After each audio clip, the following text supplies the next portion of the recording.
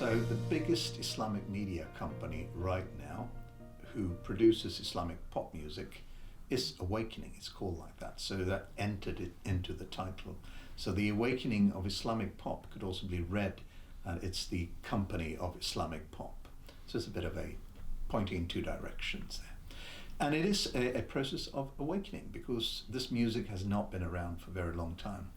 Basically, the last 2 decades have seen an explosion, but there were previous stages in that sort of led to that pop music explosion. The book is about pop music, Muslim pop music, or rather pop music consumed by a Muslim audience. But it's written by me as a scholar of Islamic studies, and that means that I have an interest in what happens with Islam in different places, what people do with Islam, how they relate to it. And what I could see is that this pioneering of the last 20 years of Islamic pop music has affected Islamic theology. So theologians, they react to what's happening in society also. And since music is getting a new position in society, they have to rethink theology to a certain extent. And there has appeared books by, let's say, Abdullah al-Judai, who works here in Leeds, is a senior scholar, really well known, like 300-page Arabic book where he argues why the guitar, for example, is not problematic in itself. It's what you use it for. In a nutshell, musical styles are not necessarily problematic.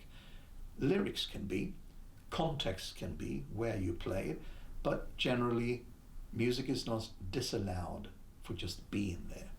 And that's an interesting development because quite a lot of energy has gone into condemning modern music and still does. I mean, it's not a resolved issue in any way.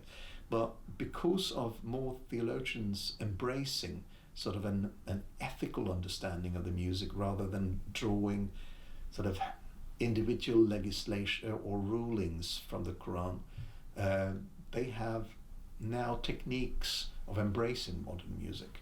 So doing Islamic studies, I could then see that process and map out that as a parallel narrative in the book. I think, it's a fun read, and I hope that it reaches out further than academia and to, for example, the fan base of this music.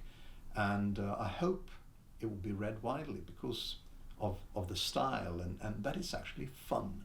And when you read it, you can listen to the Spotify playlist that I've made, some 100 songs in the order that they appear, so you can get sort of the illustration of the music in an easy way. Why is this important? Well, it is important to a lot of Muslims who have emotions to this. This is a soundtrack to their lives. They marry to this music. They break fast to this music. They gather to this music. They love it. They grow up with it.